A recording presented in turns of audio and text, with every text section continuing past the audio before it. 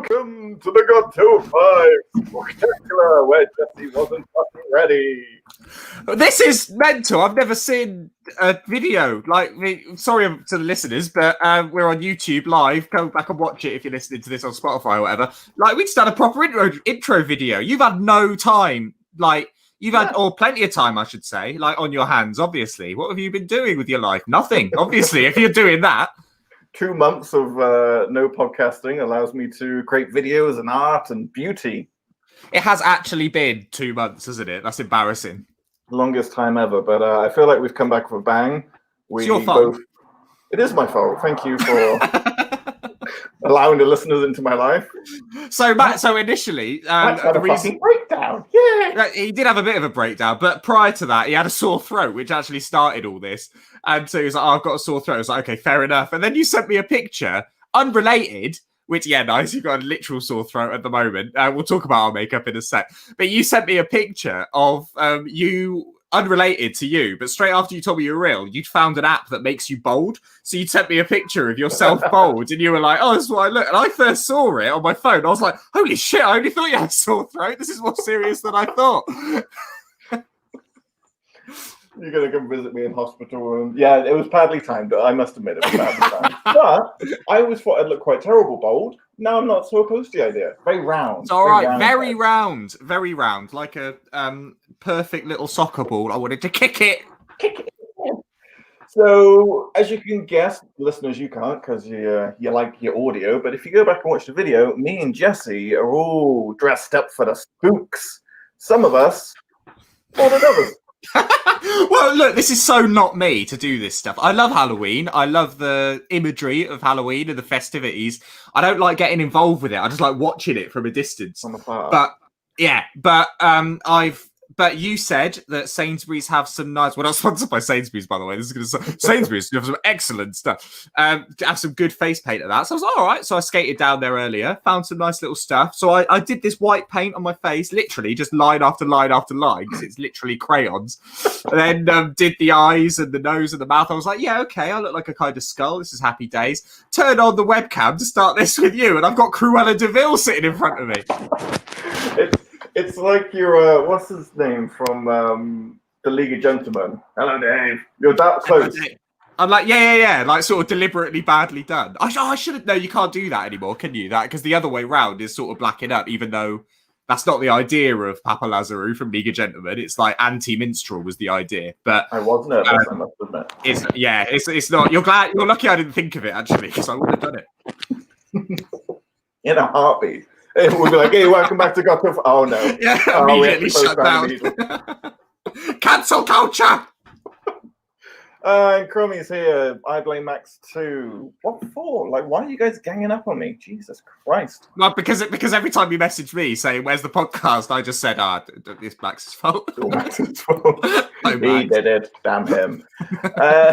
So on today's episode, we're talking about monsters, which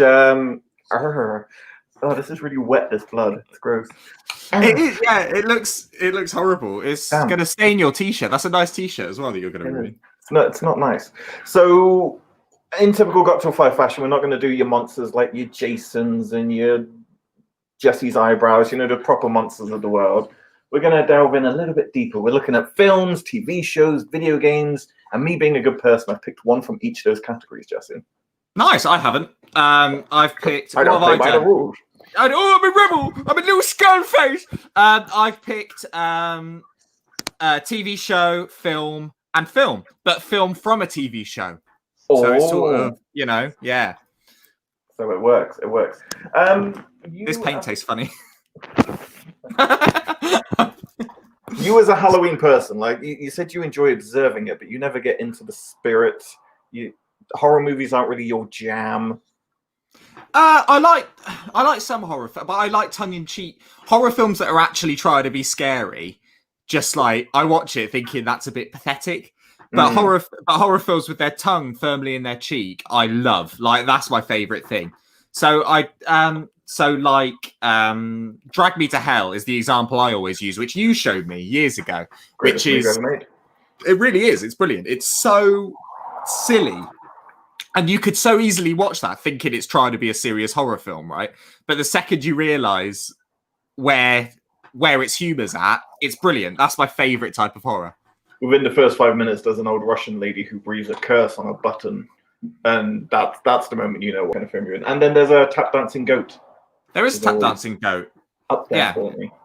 It's brilliant. I just love and shitty horror films like Santa's Sleigh and stuff like that. I love. Santa's Sleigh, for our wrestling audience who might still be listening, is a Bill Goldberg movie where he plays a murderous Santa. And he does. Murders from the get-go. And he met his wife on that film. Really? She was one of the strippers. But she's not a stripper in real life. She's a stunt woman. But she was hired as a stripper in the film to be a stunt woman who gets killed by Goldberg Santa. need. He keeps introducing her. Yes, my wife, she's a stripper. Bill, I'm a stunt man. Stunt stripper. Is that who gave birth to the weird little chubby kid? Yes. Excellent.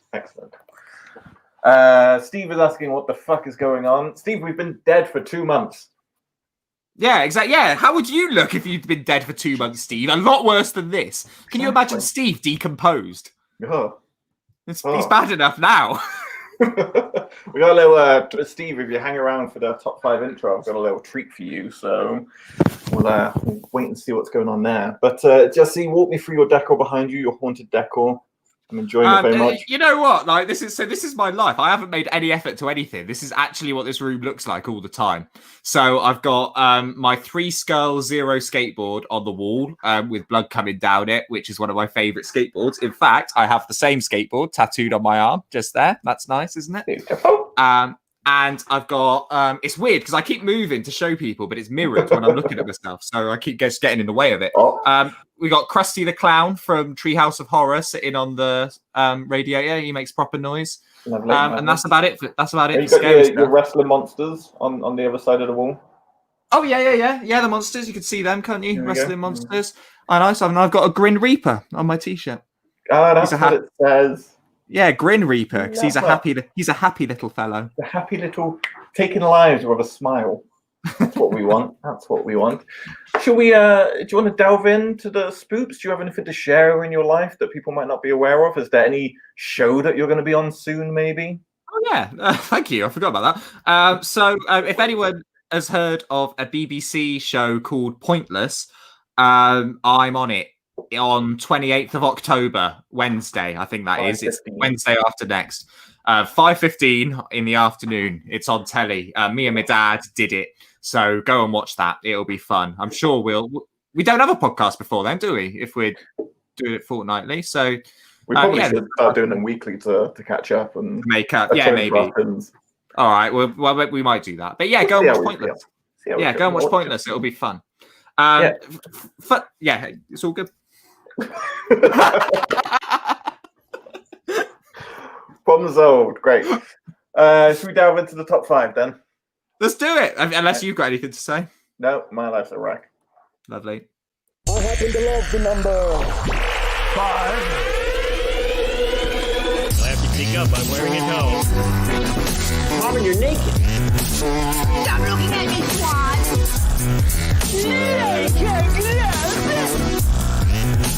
You have until the count of 5. Yeah. That's amazing. Why have you put all this up? You should have breakdowns more often because you get really productive when you're lonely and sad. Be lonely and sad more. When your life's falling apart, that's when you do your best work. It's brilliant. That clip at the end of us sitting on the same sofa together. Do you remember that? Do you remember being in the same room? What a luxury that was. I miss those days, yeah. And then we went out and we went to a lovely food festival. It was great. Was that weekend, was it? Yeah, that's nice. We sent everyone off, and then you and me just sat in the living room and talked for 2 hours. And a nice cameo from Steve. That was lovely. And a nice, terrifying cameo from Steve. So I hope he enjoyed that. Yes, he did. I feel so special. So. He is special. And another comment. Jesse, your commitment is amazing. Thank you, stranger. It's Crummy again. Oh, thanks, Crummy. He's very involved in the situation. That's good. Yeah, I did. I worked hard on this, as you can tell. I feel like I'm like, if we were to die at a certain point of the body dying, I look more dead than you because you're stylized, and dead people don't stylize themselves. They just break down. It's a pure fair. I hate that this is probably the best I've looked on this show. This is Yeah, probably I would agree. Yeah. Certainly the best your hair's looked. Oh, this is natural. This is the 2 months. This is what it's I been. know who you look like. Do you remember a cartoon in the 90s called Freakazoid? Yes, and he had You look like those Freakazoid. I do look Yeah, like yeah. Freakazoid. Yeah, Oh man! Freakazoid was amazing. All right, on actual Halloween, I'm going to lean into Freakazoid. He was basically ADHD superhero, wasn't he? Like, that was his whole thing. Yeah, and it was just white face. He had just had a mask, didn't he? And then this hair. Yeah. Yeah, Okay. there you go. You're Freakazoid. Cool. Right, that's a good proper Halloween costume. Buy the mask and some skin tight stuff, and off you go. Yeah. Dead Freakazoid. Or also when Marv from Home Alone and he gets kicked in the stuff and then he electrocutes himself. Oh yeah. Post electrocution Marv. Yeah. Feeling that as well. Right. We're talking about monsters, people. Scary stuff. I actually struggled with this because I started thinking about it and I thought, I don't actually know that many monsters. And then I thought about it a bit more and I thought, no, actually, there's loads. You just don't think of them straight away. No. And it's difficult not to just go into the typical horror monsters because that'd be a very easy list. But this is the new era of Halloween, of this is what you should really be scared of. And Jesse's kicking us off this week with his number 5 choice, and that is... The Gentleman from Buffy the Vampire Slayer. So I struggled a lot with thinking of this.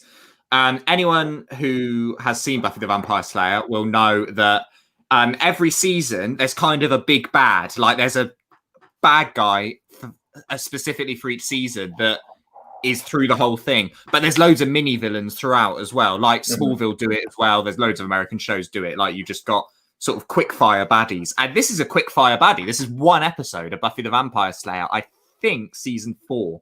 Not 100%, but I'm pretty sure it's season 4. And they're just terrifying. But firstly, I was going to say honorable mention. I nearly went for the Master, who's the bad guy in the first season of Buffy. Yeah. I really like him because he's like the master of all the vampires, and he looks like a mole rat. You know, like the naked mole rats with the teeth. Kim Possible's mascot. Like he looks like that. Which I find kind of adorable. And also he has big Grinch energy. Jim Carrey in The Grinch could be the Master in the first season of Buffy. He's got the same sort of hate, loathe entirely. That sort of, you know, you could see the Master doing that. But I went for the Gentleman because they are by far and away the creepiest monsters in any of Buffy.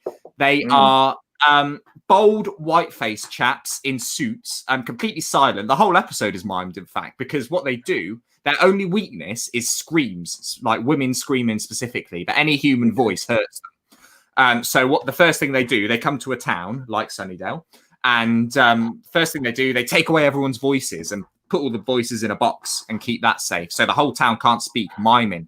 And then they proceed to, it's quite abstract. So they've done that. And then they proceed to go and do, what are they called? What's it called when you open up someone's chest? Like autopsy.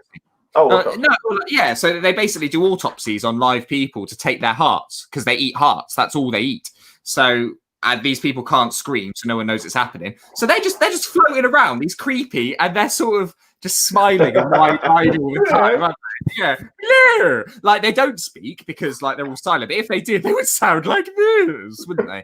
And so yeah, exactly. So they're just floating around, taking these hearts, pretty graphic. And the things to do their bidding are these little sort of imp creatures in straitjackets. Do you remember them? They're just sort of running around in front of them, and they're the ones that do all the grabbing and stuff and cutting the hearts out. And these gentlemen are just happily taking them. And the way they just sort of nod and smile at each other. Can you imagine being an actress or an actor on, I don't know why I went for actress before actor. That was weird. Can you imagine being an actor working on Buffy the Vampire Slayer? And then you have to like sit with those guys in catering and stuff like that.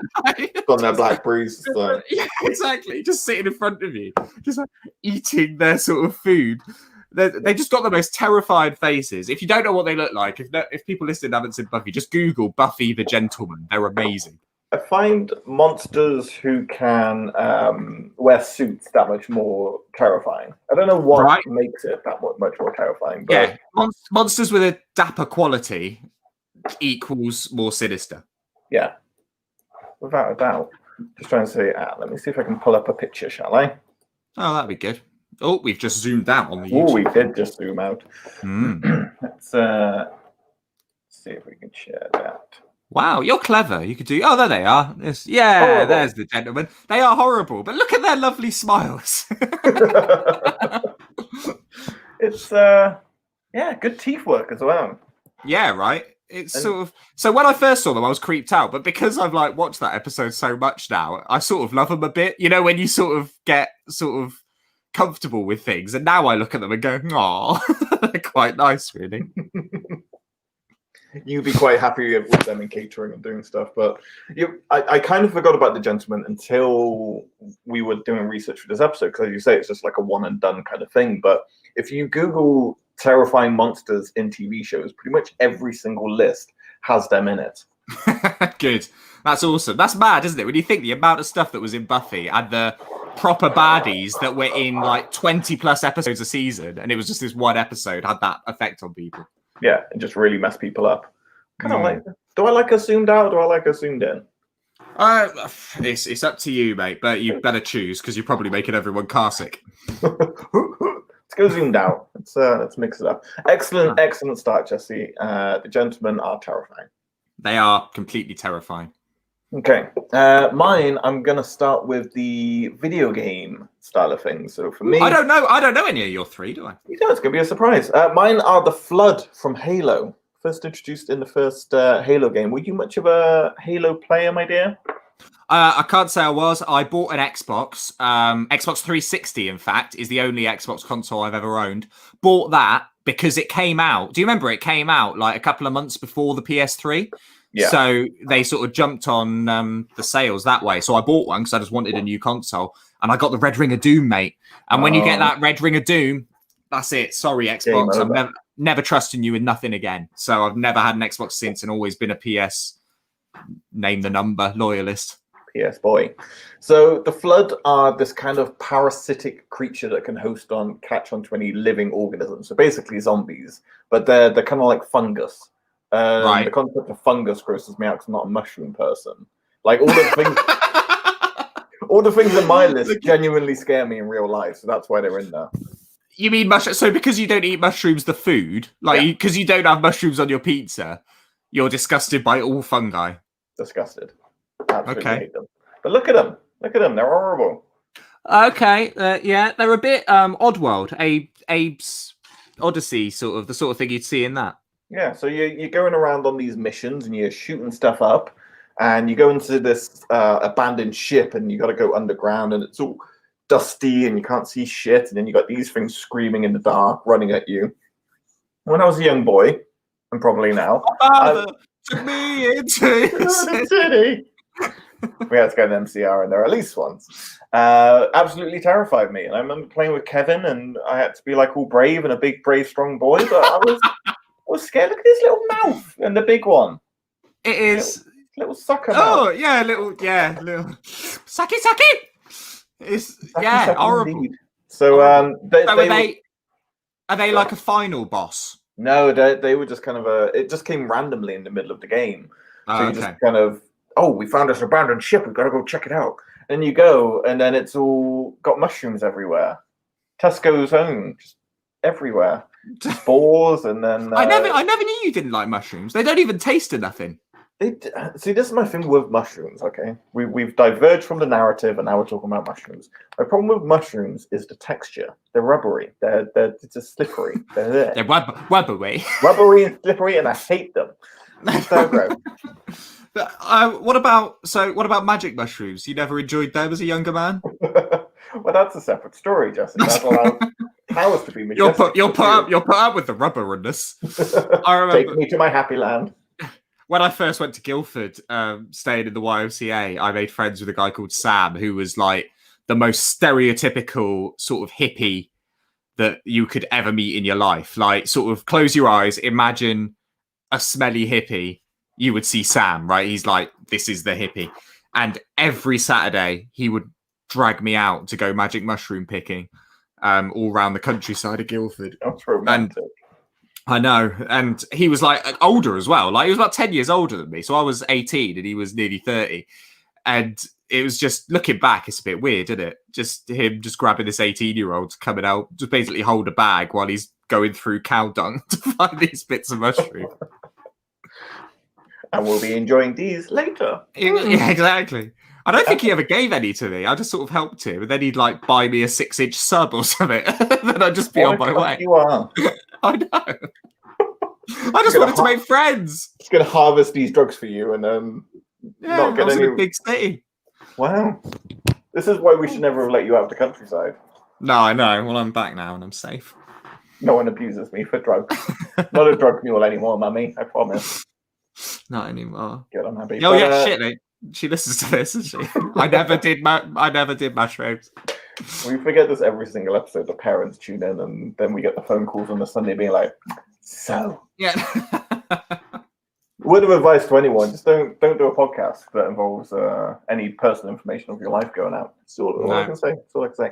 But a friend of mine, sorry, just before you move on, a friend of mine did a podcast recently where he mentioned that, so he'd done this spiritual getaway for a week where like everyone goes to this sort of getaway and they all meditate together and all this, and you're supposed to be one. Yeah, he only did 2 days and then decided it wasn't for him. So he left. But he's had a week off, right? He had a week booked off from work. He has a wife and kids and he was quite enjoying being away for a week. So he just like put himself up in a travel lodge for the next few days and didn't tell anyone. And this is like 2 years ago he did this. And then he was on a podcast recently and just told it like we are now as a funny story that's what he did.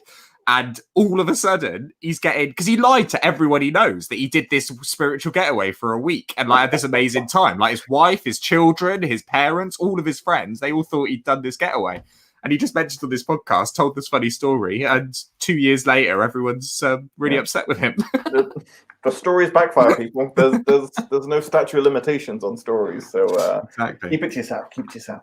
But the flood as well, though, they've got like little leech ones that will jump onto you and like suck blood as you're kind of running and trying to shoot ones. And then there's ones that you shoot and they explode, and then more little ones come out. And then there's these really like zombie ones that, and you gotta like kill them with a shotgun. And it's just stressful, Jesse. And me as a gamer, I'm not into this to be stressed. I wondered what you were going to say then. I'm just not into that kind of energy. And I thought I was brave, right? So I've got a VR, right? I thought I was brave, right? You've seen my PSVR, you've played it and stuff. So they've released a Walking Dead kind of VR game, Saints and Sinners. And you walk around New Orleans and you've got to kill all these zombies and stuff.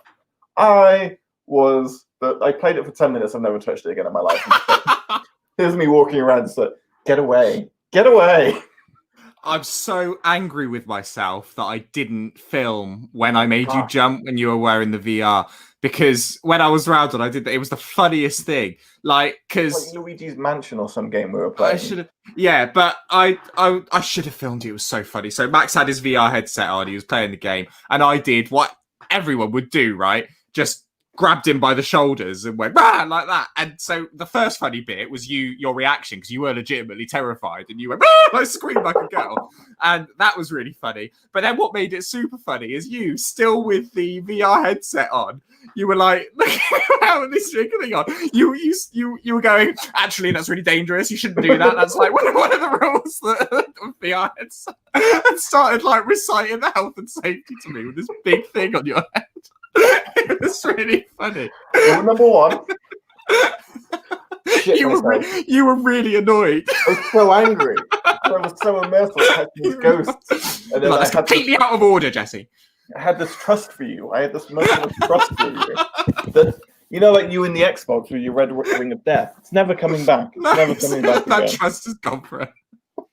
I should have learned many, many times in the past, but that was the breaking point. Oh, it was funny. So yeah, the flood. They sound horrible. They are horrible, and they kept them up throughout the games. They got less scary as it went on.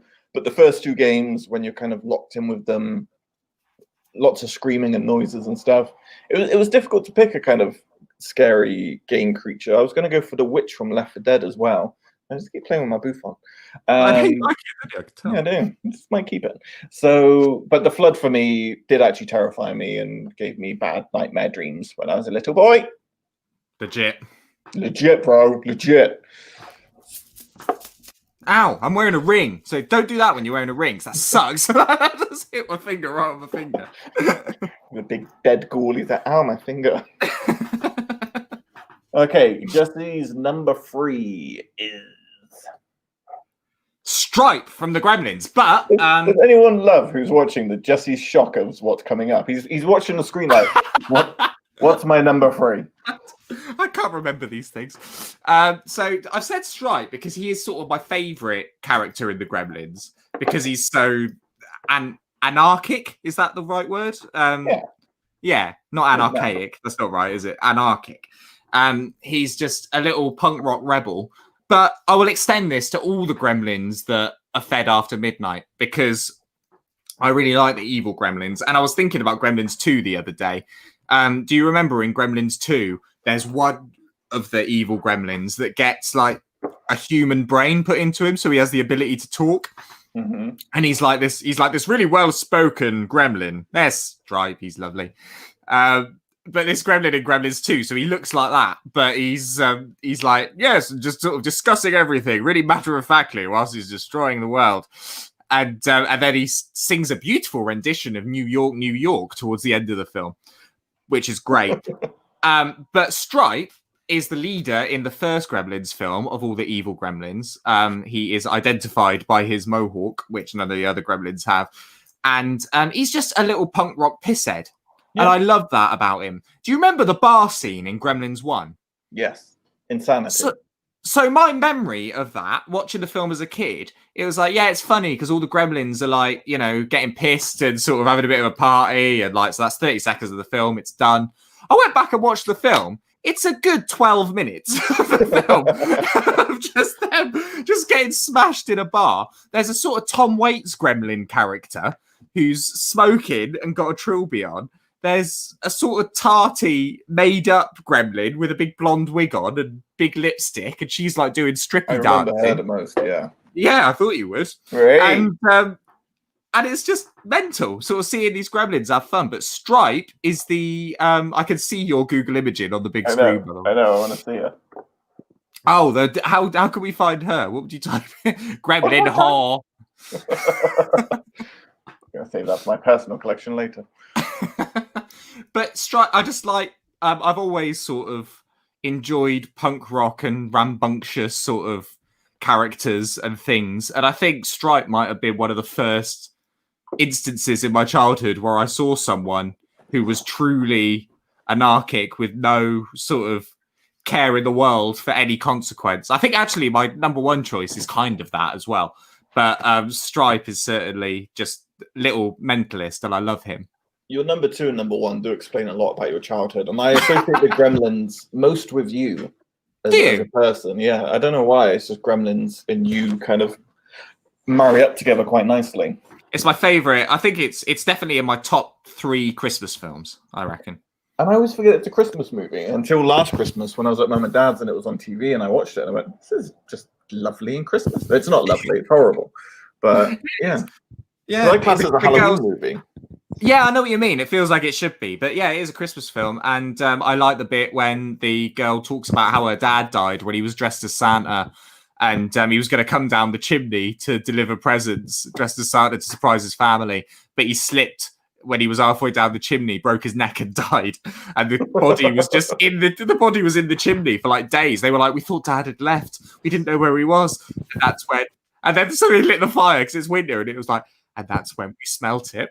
And it's like, this is such a light-hearted, silly film. And then all of a sudden, she's doing this dark monologue. It's bizarre. It's horrifying. It's horrifying. And then when they're like killing the Gremlins as well, I literally watched horrified because it was like 1 o'clock in the morning, sitting watching Gremlins. A lovely day with the family. This has been great. And then, yeah, that happens. It is, yeah. Gremlins... Everyone's memory of Gremlins is a delightful romp. And it's not until you watch it again you realise how savage it truly is. And this is the stuff that parents, not mine, but yours would have just plopped you down in front of. Oh, it'll be fine. Yeah, that was it. Yeah, no siblings, no friends. That was me. Just Telly was my daddy. Gremlins, The Mask. Oh, it all explains so much. Yeah, all of that. Absolutely awful. Yeah, Gremlins is a great choice. I'm doing a 31 days of horror movies at the moment, and I need to get Gremlins in there somewhere, and I'm trying to think of a good kind of category that it falls into. I've done comedy and I've done holiday related, so I'm a bit stuck. 80s? 80s? There is an 80s category option. There you go. There's so many good 80s horror Yeah, movies. there are. So many difficult choices. Stripe is an excellent choice, my friend. I'm going to go number 2 now. Not literally right now. Just going to put my number 2 on the screen.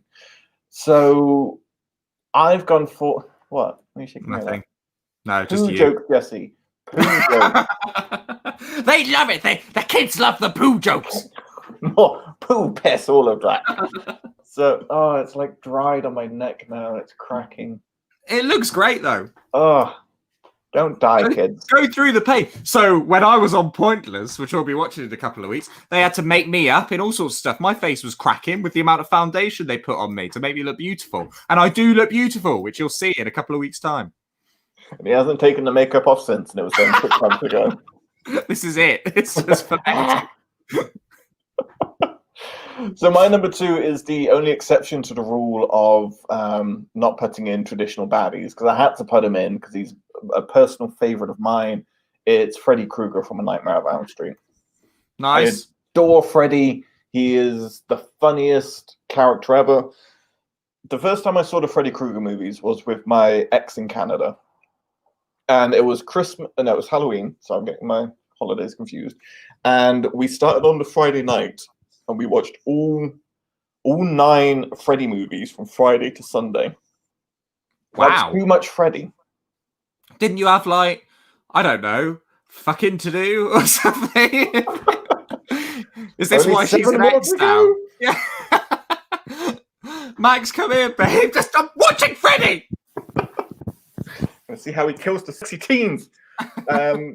Yeah, but we sat with like her mum, and she was like, "The Freddy movies are my favorite." And I'm like, "I've never watched them before. Fine, guess we won't do any fucking." Because her mum was like very anti none of that, so she would, That's why I got introduced to like Studio Ghibli. We'd watch like Spirited Away. Had a great movie education. That's brilliant. I love that your movie education has come out of like blue balls.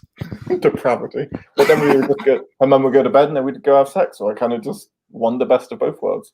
There you go. I remember you actually. No, I'm not going to say it. Carry on. Wow, he's learning, people. He's learning. No, I will. I remember you saying when you were doing something, particularly intimate with this girl, and it involved you sort of holding her upside down whilst you were using your mouth in certain ways. And I remember you messaging me, sort of going, "Oh, I had a moment where I thought I could just drop to my knees and tombstone her right now."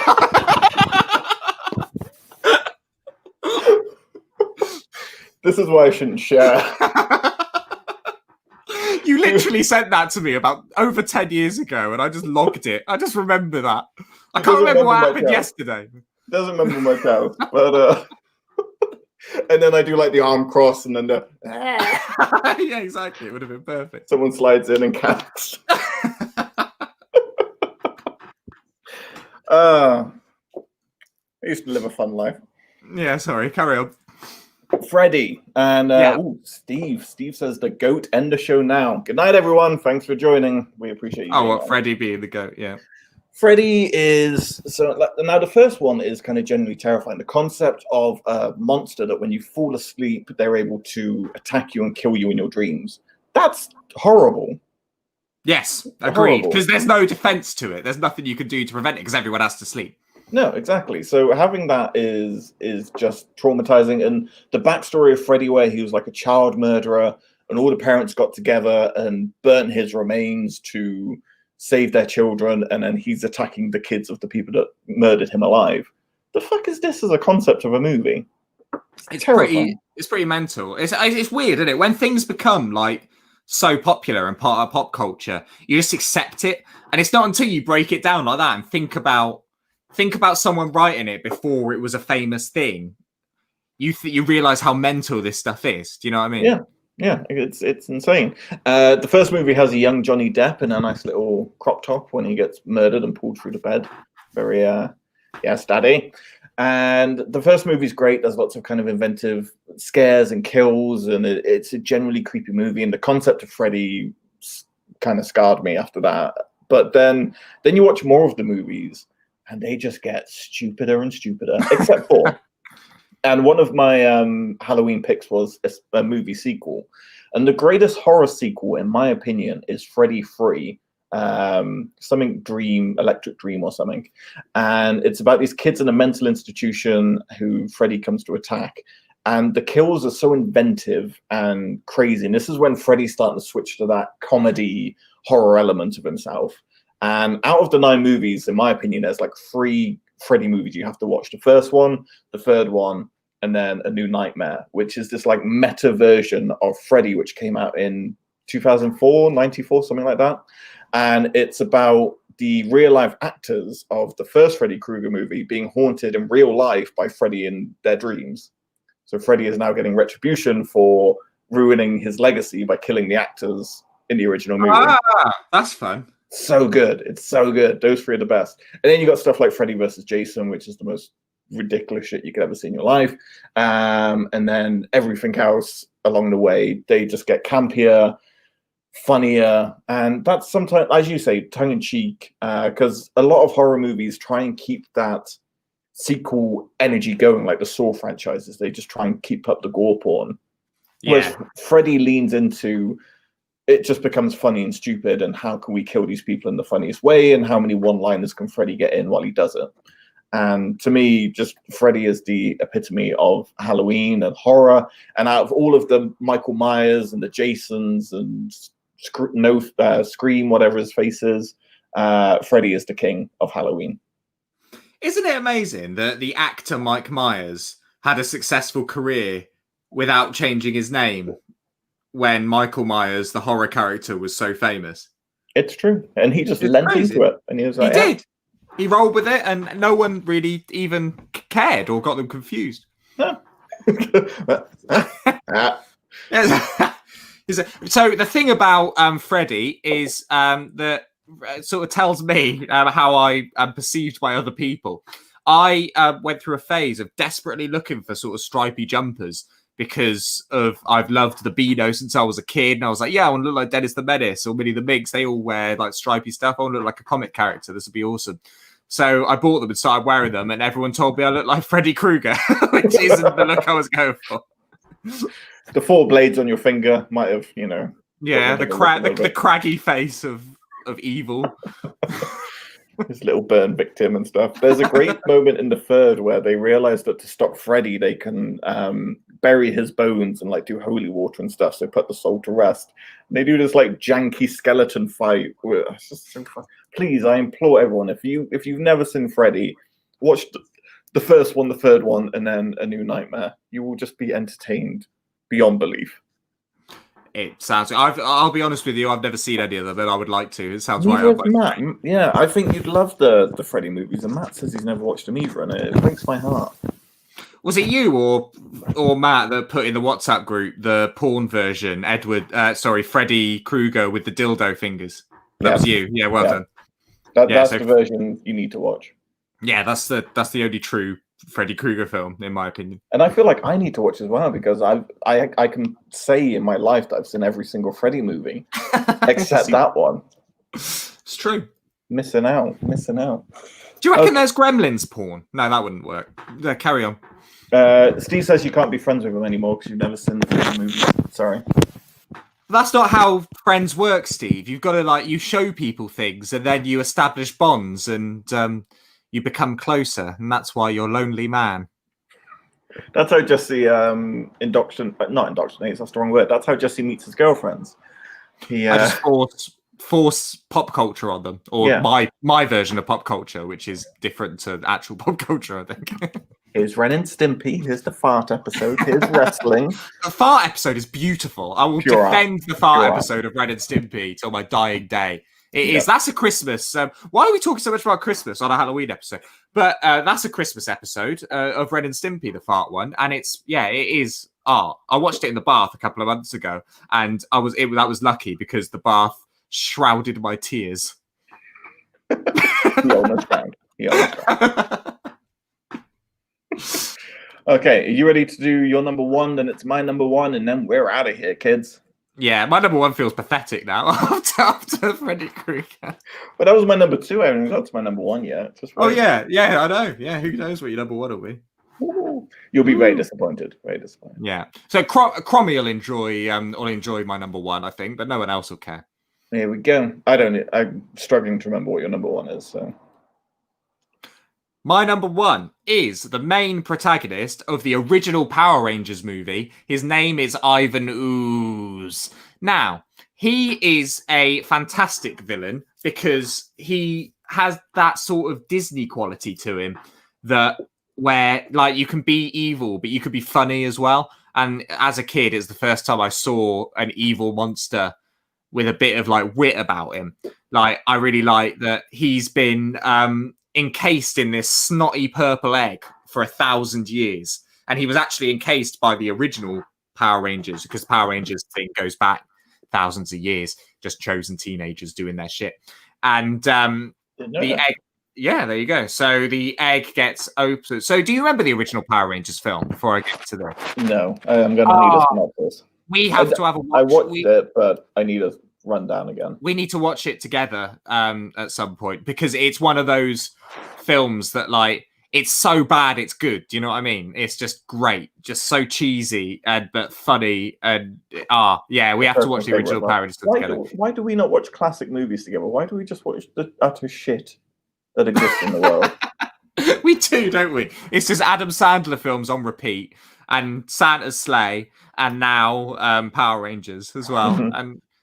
But that's all right. I'm happy with that. But so Ivan Ooze is freed from this egg, and he's just the most dominant bad guy ever. He takes over Angel Grove, which is the town where they all live. Which, again, that's not that dominant, really. I mean, it's hardly world domination, just taking over this tiny little, I assume, California. Yeah, exactly.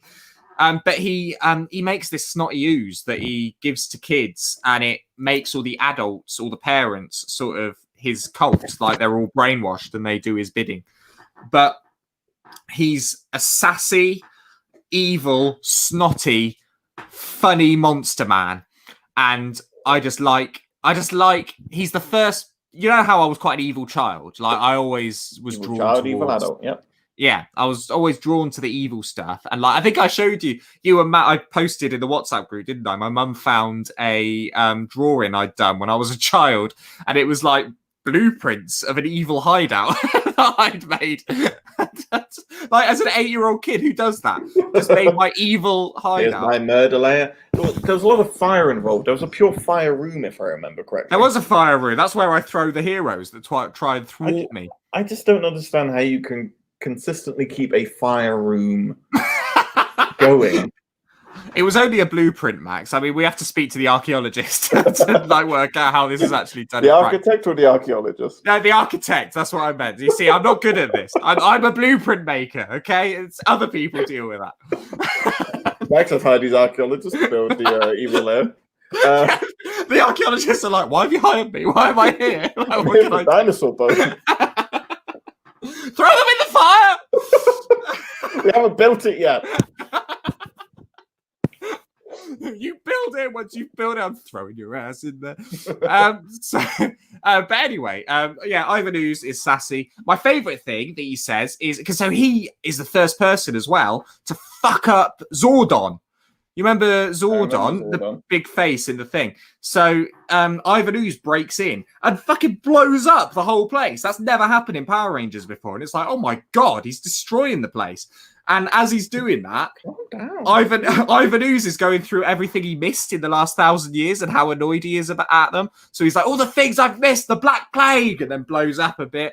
And he's like, the Spanish Inquisition, then blows up another bit. And then the thing that really bugs him that he missed in 1,000 years, he goes, the Brady Bunch reunion. Which I think that is one of the best written lines in any film ever. A man that has been trapped for 1,000 years missed the Brady Bunch reunion. It's brilliant. I love it. So many questions. First of all, Connie's right. He does love Ivan Ooze, and Ivan Ooze. He's who fantastic. wouldn't know that description? And I looked into this actor. He's a British actor, right? Because obviously you need a British accent on any bad guy in any American film. And I looked into this actor, and he's done fuck all since like Ivan Ooze was his swan song. If you peek, that's it. Yeah, with the exception of Hot Fuzz, he was like Policeman B. in Hot Fuzz, like this really small role, just one of the coppers when Simon Pegg first goes to the little town, and it's like, what a random role for him to do. And other than that, he's done barely anything For him to take up. Do you reckon he was on set and he was going for like Simon Pegg and Nick Frost and everyone else? No, I was Ivan Ooze. Ivan Ooze, yeah. You may not recognize me now, but imagine this purple, eh? Hating teenagers. Oh, what a peak that was. So I really do not remember the Power Rangers movie. How does he become awoken again, or woke, or whatever the kids are saying? He's opened by oh God, what's her name? The bad girl, baddie from the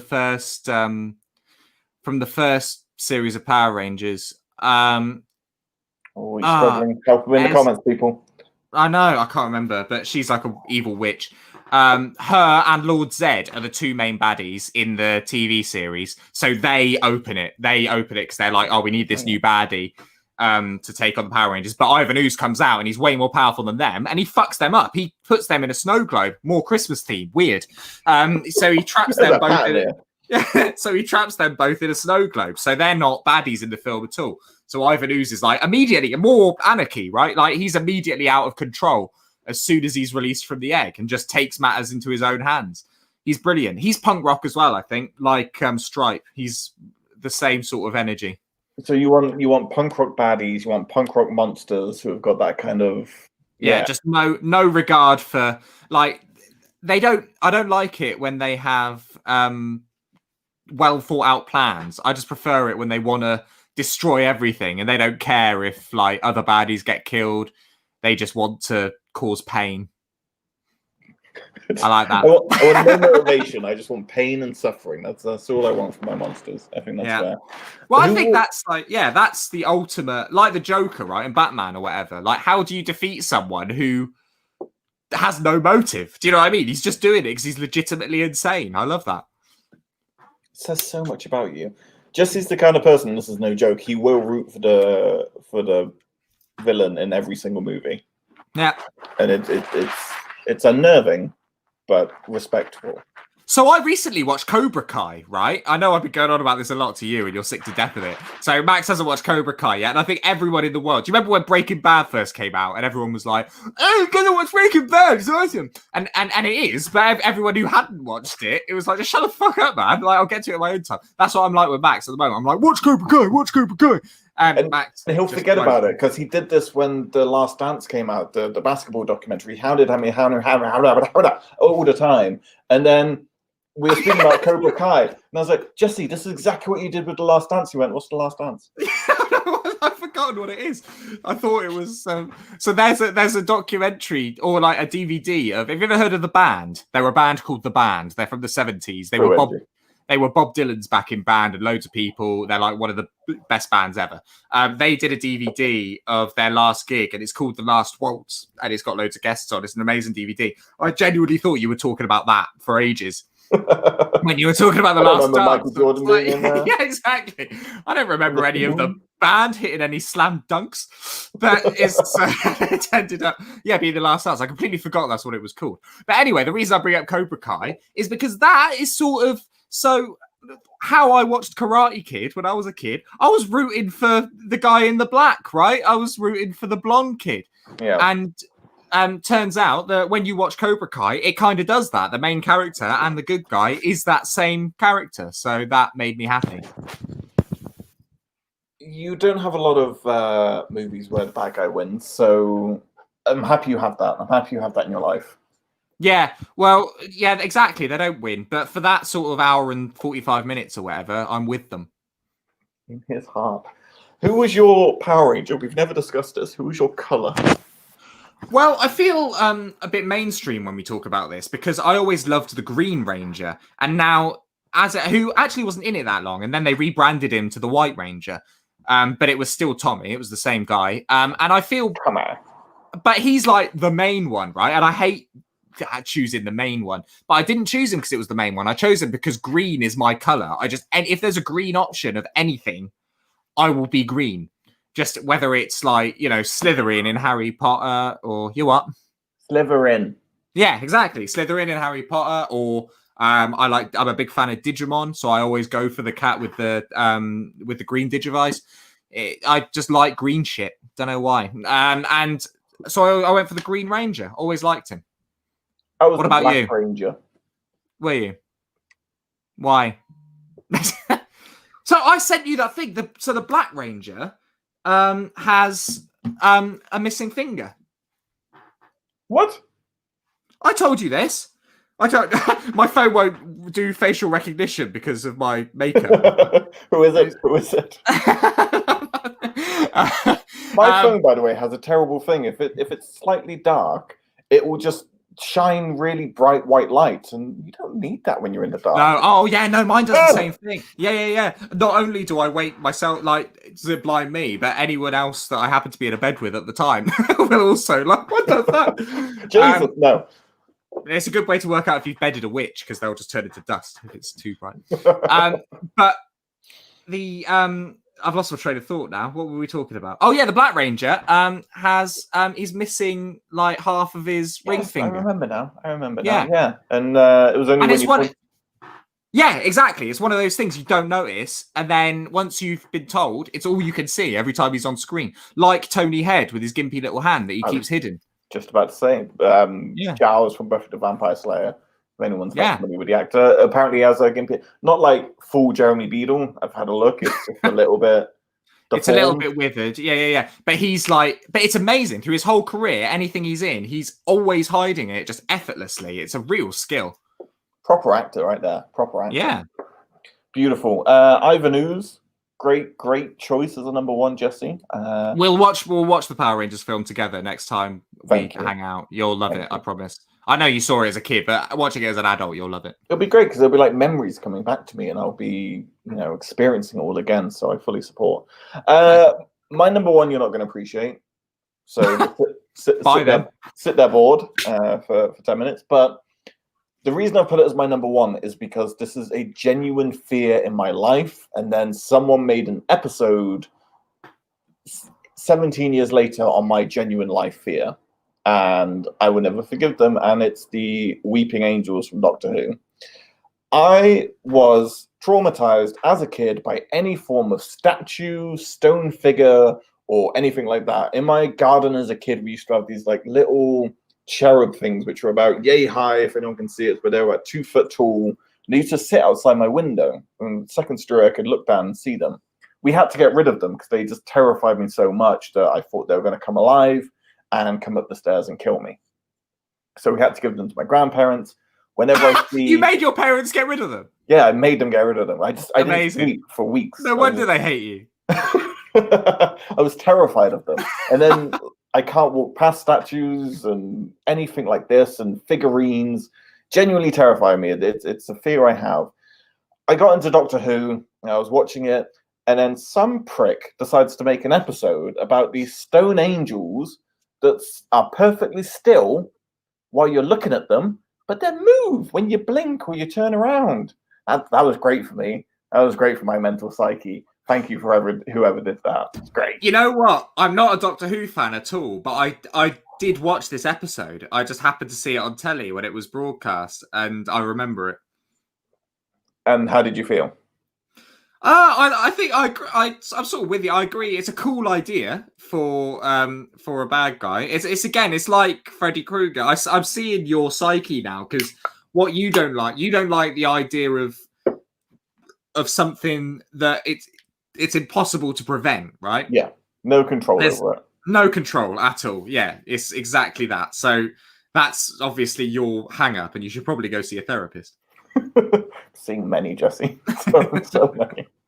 But it is that terrifying aspect, and they did other episodes on it as well. And there's the whole like, if you keep looking at them, it's fine, but everyone's going to blink eventually. Everyone's going to close their eyes. And there's so many terrifying episodes that does this. There's a great one that they did with Matt Smith. I think Matt Smith kind of owned the Weeping Angels, introduced with Tennant, but Matt Smith made it better. And there was the spaceship with the, and I can't go into the full details because I'll freak myself out, but just go and watch it. It's the Byzantium episode where they kind of get on the abandoned spaceship and it comes through the TV. That's another thing they did. They figured out it could come through screens. That was helpful for me. I didn't know that. I didn't know Loved that. it. But there's some great episodes with the Angels, and they did a poll of like what are the scariest Doctor Who villains, and Daleks win every single time whenever they do this poll. But when they did this, I think it was like 2017, Weeping Angels took like 60% of the votes. Everyone was like, nah, fuck them, they're the worst. Because the thing with Doctor Who, and it's a BBC production, some of the monsters, they just come, Cybermen, the Silence, they do come across a bit hokey and guys in costumes. But the Weeping Angels were literally statues that kind of moved and in a very scary way. So for me, traumatized. And do you want to hear a fun story of when I met a Weeping Angel, Jesse? Yes, I do. So for my birthday, my parents thought it would be a great gift. And it was a great gift. I very much appreciate it. To take me to the Doctor Who Experience in Cardiff, which is like this big museum where they film it down the road. And you got to go on this experience where you got to like drive the TARDIS and you got to like go on this little adventure. One part of the adventure is you land and you've got to walk through the Valley of the Angels. Not fucking cool. So I am a grown-ass 25-year-old man at this point with my father walking around, and I have to go in and there's this voice going, "Sir, the angels are nearby." And I just go, no. And my dad, and there's the loving, caring man that he is, gets this grin on his face and proceeds to scare the shit out of me for the next 5 minutes as we walk through these life-size angels from this TV show that I'm terrified of. And at any given moment, he decides to just poke me or jab me or jump out from behind from one of them. And that's why I'm not going to care for him in his old age and leave him on a roundabout. He's so disappointed in you, just as a human. he knew that they were there, and he's like, "All right, let's get him on his birthday." But that was just the worst experience of my life. The museum afterwards was great, but to have to walk through your fear, like I'm never going to go to sleep and see Freddy Krueger, but to live through that is traumatizing. Yeah. Max, how do you feel about the gnomes in the original Goosebumps? Again, horrible. I know, yeah. The TV series Goosebumps was pretty good, wasn't it? I need to watch that again. I used to have them on audiobooks a lot when I was a kid. And listen to that again. This probably explains a lot about my psyche as well. I would listen because you know how I have to have something on when I go to sleep all the time. I can't sleep in silence because that's when the demons, that's when the thoughts appear. So I listen to audiobooks a lot when I'm going to sleep. And as a kid, I used to listen to the Goosebumps audiobooks all the time. There's this like creepy old man. So it doesn't shock me. Like I'd stay at Jesse's house and he'd. I think I've told the story before, but we began to sleep and you're like, just need to put some music on so I can go to sleep. I'm like, that's cool, man. I was expecting like whale music or Norwegian pipe dream or something. Music. And then he just put some Marilyn Manson. Rebel, bitch, rebel, body, sex, and don't forget the violence, blah, blah, blah. And then I look over and I just see,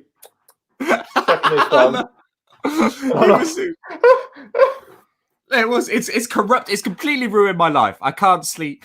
Like, serious noise, right? So I've listened recently. It's been driving Bobby mental. To get me to sleep, I've been listening to the Ricky Gervais podcasts from years ago, which are great. They're really funny. Carl Pilkington's amazing. But Ricky Gervais's laugh cuts through like the atmosphere like a hot knife through butter, right? Yeah. So when Carl Pilkington in his sort of monotonal voice will say something, and then Ricky's laugh will just like that. And because I'm used to because I listen to Marilyn Manson and stuff like that when I'm just all tucked up and asleep and Bob's every time he laughs. Just waking her up. It's funny.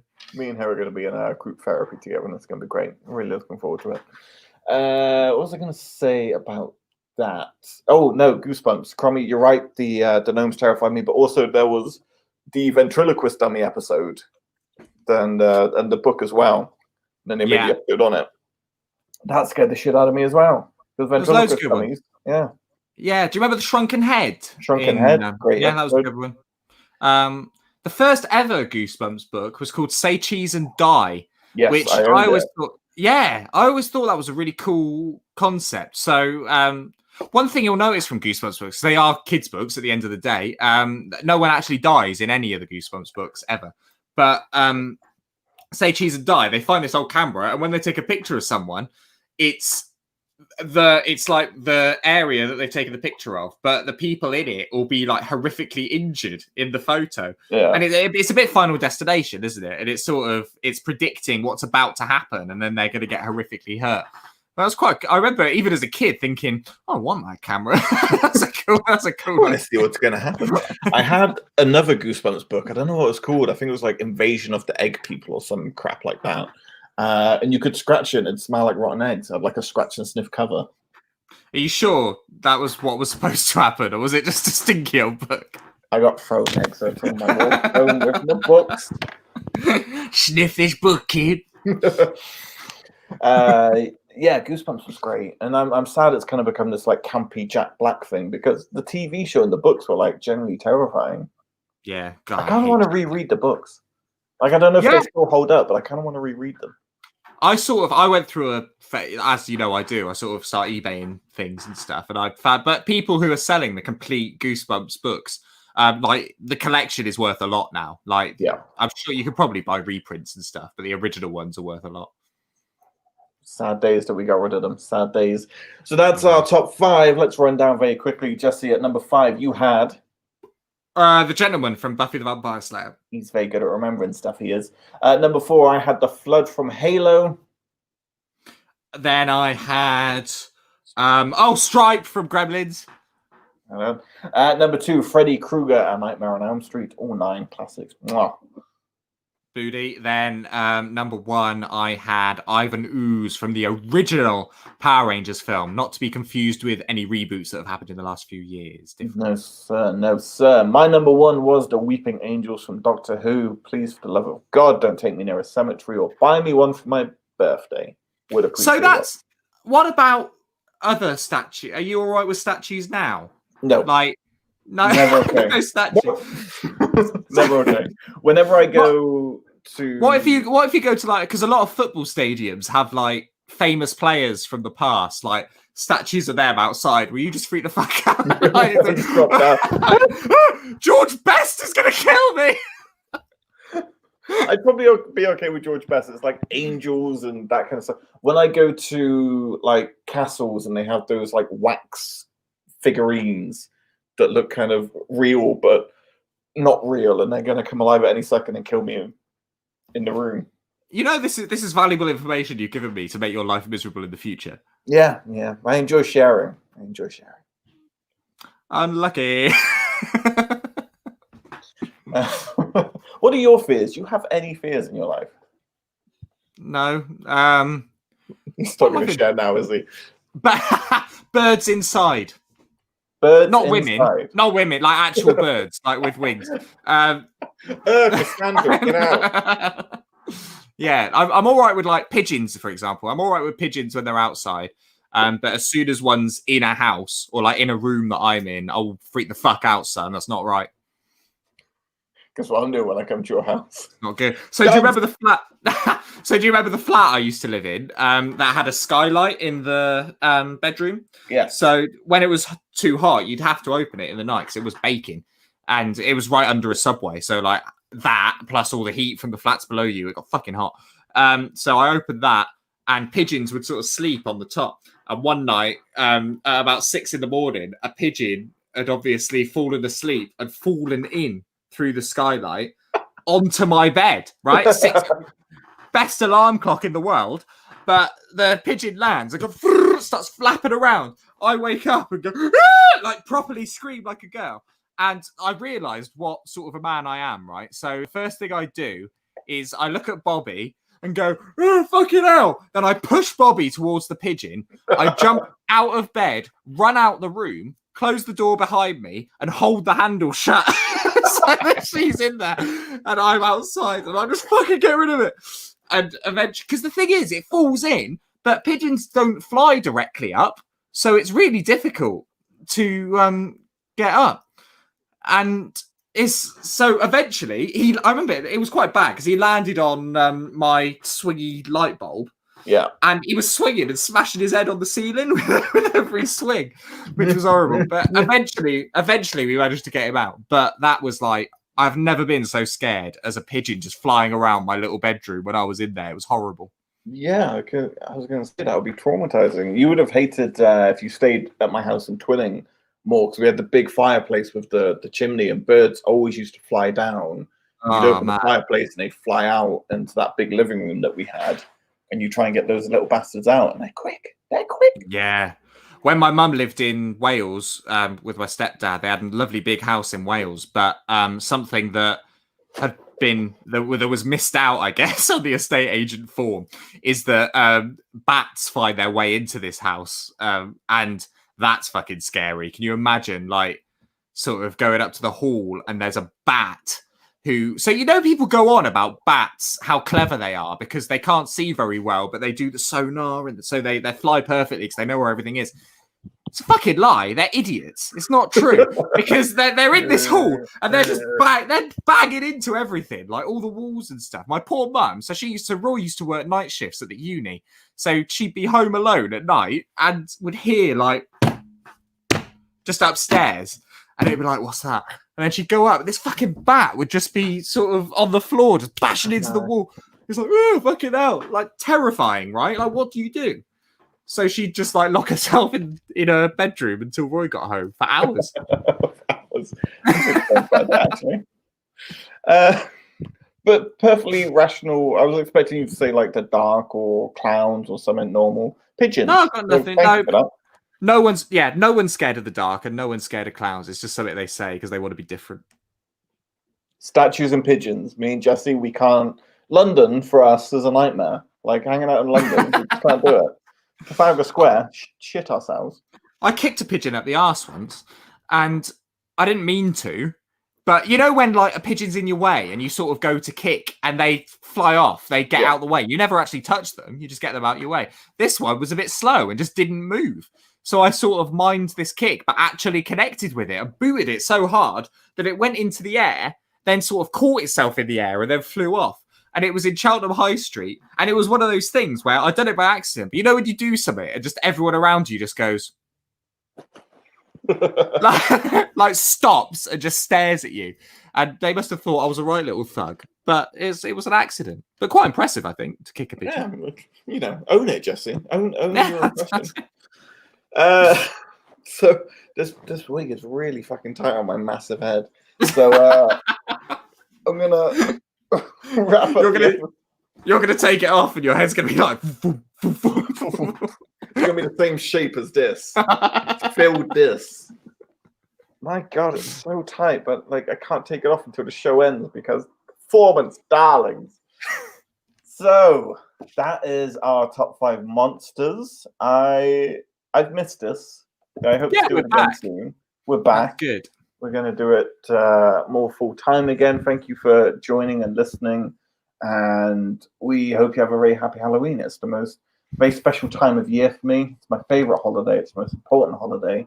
So please go out and enjoy the revelry of Hallows Eve and all that good shit. Jesse, you still look like shit, but it's been a pleasure talking to you for the past hour. It's been nice. I haven't heard your voice properly in ages, so it's been lovely. We send each other voice clips every now and again, but we're normally like just being characters or doing impressions of things. So I haven't actually heard your proper voice for a while. It's been nice. No actual talking or anything like that. Oh, look at it. It's all right. Oh, it's starting to peel. Peely blood. My neck wound is peeling. So I must leave, everyone. Thank you for tuning in. We'll be back in a week, 2 weeks' time. We haven't decided yet. And we'll bring you a brand new episode Thank you very much for joining us. My name is Max Curtin. His name is Jesse Benz. We love you dearly. Goodbye and good night. Spoopy. Got5.com.